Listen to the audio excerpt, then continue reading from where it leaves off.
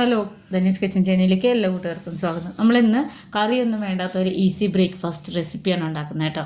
ഇത് ഉണ്ടാക്കാനായിട്ട് ഞാനിവിടെ ആദ്യം തന്നെ 1 കപ്പ് റവയാണ് എടുത്തിട്ടുള്ളത്. അരിപ്പൊടിയൊന്നും നമ്മൾ ചേർത്ത് കൊടുക്കുന്നില്ല കേട്ടോ. 1 കപ്പ്, ഒരു ഗ്ലാസ് കണക്കിന് എടുത്താലും മതി. ഇതിലേക്ക് ഒരു 1/2 കപ്പോളം ഓട്സ് ആണ് കേട്ടോ. ഓട്സ് നമുക്ക് മാർക്കറ്റിലൊക്കെ വാങ്ങിക്കാൻ കിട്ടും. ഇത് രണ്ടും കൂടെ ഇട്ട് കൊടുത്തതിന് ശേഷം വെള്ളം ഒഴിച്ചു കൊടുക്കണം കേട്ടോ. വെള്ളം നമ്മളിതിൽ ചേർത്ത് കൊടുക്കുന്നത് ഇതൊന്ന് കുതിർന്ന് കിട്ടാൻ വേണ്ടിയിട്ടാണ്. ഒരു 1.25 കപ്പോളം തന്നെ വെള്ളം ഒഴിച്ചു കൊടുക്കണം. അപ്പോൾ നോക്കിയിട്ട് ഒഴിച്ചു കൊടുക്കണേ. ഓട്സ് ഒത്തിരി കട്ടിയുള്ളതാണെങ്കിൽ 1.25 അല്ല 1.5 കപ്പ് വരെ വെള്ളം ഒഴിച്ചു കൊടുക്കുക കേട്ടോ. ഇങ്ങനെ നിൽക്കണം, ഒന്നിങ്ങനെ മേലേക്ക് നിൽക്കണം. ഒരു 5 മിനിറ്റ് ഒന്ന് അതുപോലെ തന്നെ വെച്ച് കഴിഞ്ഞാൽ ഇതുപോലെ റവയൊക്കെ നന്നായിട്ട് കുതിർന്ന് കിട്ടും കേട്ടോ. ഓട്സും റവയും നല്ലോണം കുതിർന്ന് കിട്ടാൻ വേണ്ടിയിട്ടാണ് വെള്ളം ഒഴിച്ച് വയ്ക്കുന്നത്. 5 മിനിറ്റ് മാത്രം വെച്ചാൽ മതി. അപ്പോൾ ഇനി ഞാനിവിടെ അരയ്ക്കുന്ന മിക്സിയുടെ ജാർ എടുത്ത് വെച്ചിട്ടുണ്ട് കേട്ടോ. ഇതിലേക്ക് നമ്മൾ നേരത്തെ കുതിർത്തി വെച്ചിരിക്കുന്ന ഓട്സും റവയും കൂടെ ചേർത്ത് കൊടുക്കുകയാണ്. ഇത് വളരെ ഹെൽത്തി ആയിട്ടുള്ളൊരു ബ്രേക്ക്ഫാസ്റ്റാണ് കേട്ടോ. കറിയൊന്നും ഉണ്ടാക്കാതെ തന്നെ നമുക്ക് ചായയുടെ കൂടെയൊക്കെ കഴിക്കാൻ പറ്റിയൊരു ബ്രേക്ക്ഫാസ്റ്റ് റെസിപ്പിയാണ്.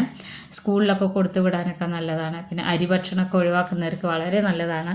അപ്പോൾ അത് മുഴുവനായിട്ടും ഇതിലേക്ക് ഇട്ട് കൊടുത്ത് ഇനി ഞാനിവിടെ ഇതിൽ ചേർക്കാൻ പോകുന്നത് 2 ഉണക്കമുളക്, ചെറിയ കഷ്ണം ഇഞ്ചി, 1 സവാള, 1 തക്കാളി, പിന്നെ കുറച്ച് മല്ലിയില ഓപ്ഷനിലാണ് കേട്ടോ. ഉണ്ടെങ്കിൽ ചേർത്ത് കൊടുത്താൽ മതി. ഇത് ഒന്ന് ചെത്തി വെച്ചിട്ടാണ് ഞാൻ കാണിച്ചു തരാം കേട്ടോ. തക്കാളിയൊക്കെ ഞാനിതാ ഇതുപോലെ അരിഞ്ഞാണ് വെച്ചിട്ടുള്ളത്. ഇങ്ങനെ തന്നെ അരിഞ്ഞെടുക്കണം എന്നൊന്നുമില്ല, നമ്മളിത് അരച്ചെടുക്കാനുള്ളതാണ്. ഇനി ഇതിലേക്ക് സവാള ഇട്ട് കൊടുക്കുകയാണ്. ഇതെല്ലാം മുറിച്ചിട്ട് മുഴുവനായിട്ടും കട്ട് ചെയ്യാതെ വെച്ചിരിക്കുകയാണ് കേട്ടോ. പിന്നെ ഉണക്കമുളക് ഇതുപോലെ ചേർത്ത് കൊടുത്ത്, ഇഞ്ചി ഇട്ട് കൊടുത്ത്, മല്ലിയില ഉണ്ടല്ലോ, നമ്മൾ ഉണ്ടെന്നുണ്ടെങ്കിൽ ഇതുപോലെ ഒന്നും കൂടെ ചെറിയ കഷ്ണങ്ങളാക്കിയിട്ട് ഇട്ട് കൊടുക്കുക കേട്ടോ. ഈ ഒരു രൂപത്തിൽ ഇത്രയാണ് ചേർത്ത് കൊടുത്തിട്ടുള്ളത്. ഇനി ഇതിലേക്ക് നമ്മൾ ഉപ്പ് ചേർത്ത് കൊടുക്കണേ. 1/2 സ്പൂണോളം ഉപ്പ് ഇട്ട് കൊടുത്തിട്ടുണ്ട്.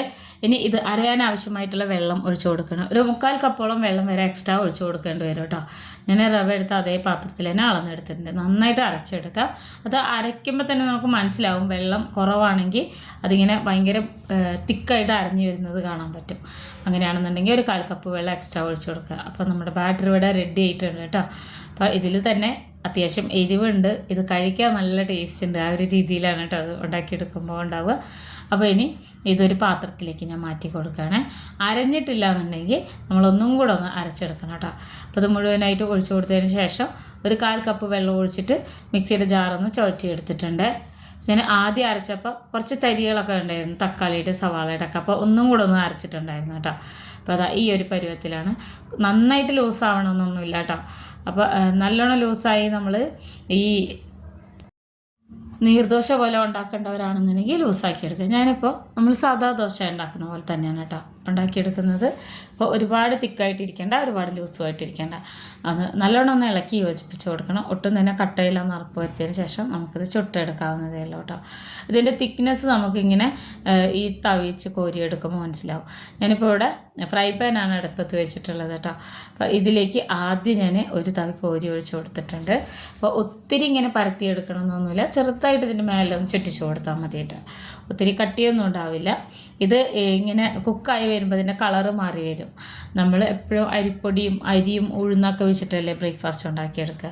അപ്പോൾ അത് കുറച്ച് വ്യത്യസ്തമായിട്ടാണ്. അപ്പോൾ ഇതിൽ ഒന്ന് വെന്ത് വരുമ്പോൾ സൈഡൊക്കെ കണ്ടില്ല, കളറ് മാറി വരുമ്പോൾ എണ്ണ ചേർത്ത് കൊടുക്കണം. ഞാനിവിടെ വെളിച്ചെണ്ണയാണ് ചേർത്ത് കൊടുത്തിട്ട് കേട്ടോ. അപ്പോൾ ഇനി ഞാൻ മറിച്ചിട്ടിട്ടുണ്ട്. ഒരു ഭാഗമൊക്കെ ആയി വന്നിട്ടുണ്ട്. ഇത് 2 രീതിയിലും ഉണ്ടാക്കിയെടുക്കാം കേട്ടോ. അപ്പോൾ തിരിച്ചും മറിച്ചൊക്കെ ഇട്ട് കൊടുത്തതിന് ശേഷം നമുക്കിതിനെ എടുക്കാം. ഇതിൽ നിന്ന് കോരി മാറ്റാം. ഇത് ക്രിസ്പി ആയിട്ടും ഉണ്ടാക്കാം, നല്ല സോഫ്റ്റ് ദോശയായിട്ടും ഉണ്ടാക്കിയെടുക്കാവുന്നതേ ഉള്ളൂ. അപ്പോൾ ഒരു ദോശ ഞാനിവിടെ റെഡിയാക്കി എടുത്തിട്ടുണ്ട്. ഇത് ഒട്ടും എണ്ണയില്ലാതെ നമുക്ക് ഉണ്ടാക്കിയെടുക്കാവുന്നതേ ഉള്ളൂ കേട്ടോ. അപ്പോൾ ഈ അരിയാഹാരമൊന്നും ഒട്ടും കഴിക്കാൻ പറ്റാത്തവർക്ക്, അതുപോലെ ഷുഗർ, കൊളസ്ട്രോളൊക്കെ ഉള്ളവർക്കൊക്കെ എണ്ണ ഒന്നും ചേർക്കാതെ നോൺ സ്റ്റിക്ക് തവയിൽ ഉണ്ടാക്കി കൊടുക്കാവുന്നതേ ഉള്ളൂ. അപ്പോൾ വീണ്ടും അടുത്തതും കൂടെ ഇതുപോലെ തന്നെ പരത്തിയെടുക്കുകയാണ് ചെയ്യുന്നത് കേട്ടോ. ഇതുണ്ടല്ലോ, ഇത് കഴിക്കാൻ നല്ല ടേസ്റ്റാണ്. കറിയൊന്നും വേണ്ട, സൈഡിലൊന്നും തന്നെ വേണ്ട. ചൂടോടുകൂടി ചായയുടെ കൂടെയൊക്കെ ഞാൻ ഒട്ടും സമയമില്ലാത്ത സമയത്തൊക്കെ ഇങ്ങനെ ഉണ്ടാക്കിയെടുക്കാറുണ്ട് കേട്ടോ. അപ്പോൾ തിരിച്ചിട്ട് കൊടുത്തിട്ടുണ്ട്. അപ്പോൾ ഇനിയിത് നമുക്ക് കോരി മാറ്റാം കേട്ടോ. അപ്പം നമ്മുടെ ദോശ ഇവിടെ റെഡി ആയിട്ടുണ്ട്. ബാക്കിയുള്ളതും ഈ ഒരു രീതി തന്നെയാണ് ഉണ്ടാക്കിയെടുക്കുന്നത് കേട്ടോ. വ്യത്യാസമൊന്നുമില്ല. ഇതിൽ മുളക് വേണം, നല്ല എരിവ് വേണമെന്നുള്ളവർക്ക് കുറച്ചും കൂടെ എരിവ് ഇതിലേക്ക് ഇട്ട് കൊടുക്കാവുന്നതേ ഉള്ളൂ. ഞാനിപ്പോൾ അവിടെ ഒരു മീഡിയം ലെവലിലാണ് എരിവ് ഇട്ടിട്ടുള്ളത് കേട്ടോ. അത്യാവശ്യം ഉപ്പും എരിവും എല്ലാം കൂടെ ആകുമ്പോൾ നല്ല ടേസ്റ്റാണ് കഴിക്കാൻ വേണ്ടി. അപ്പോൾ എല്ലാവരും ഉണ്ടാക്കി നോക്കണം. പ്രഷറും ഷുഗറൊക്കെ ഉള്ളവർക്കൊക്കെ കഴിക്കാൻ പറ്റിയ ഒരു ഈസി ബ്രേക്ക്ഫാസ്റ്റാണ് കേട്ടോ. പ്രത്യേകിച്ച് സ്കൂളിലൊക്കെ കൊടുത്തു വിടാം, ഓഫീസിലൊക്കെ കൊണ്ടുപോകാനൊക്കെ നല്ലതാണ്. എല്ലാവരും ഉണ്ടാക്കി നോക്കി അഭിപ്രായങ്ങൾ അറിയിക്കണം. വീഡിയോ ഇഷ്ടപ്പെട്ട ചാനലൊന്ന് സബ്സ്ക്രൈബ് ചെയ്ത് വെച്ചേക്കണേ. അപ്പോൾ നമ്മളിതുവരെ സോഫ്റ്റ് ദോശയാണ് ഉണ്ടാക്കിയത് കേട്ടോ, നല്ല സോഫ്റ്റായിട്ട്. അപ്പോൾ ഇത് ഞാൻ ഉണ്ടാക്കിയെടുത്തിട്ടുള്ളത് കുറച്ച് ക്രിസ്പി ആയിട്ടാണ്. ഇങ്ങനെ ഉണ്ടാക്കിയെടുക്കാം. അപ്പോൾ എല്ലാവരും ഉണ്ടാക്കി നോക്കണം. ഇതുപോലെയുള്ള ഈസി റെസിപ്പീസുമായിട്ട് അടുത്ത വീഡിയോയിൽ കാണാം.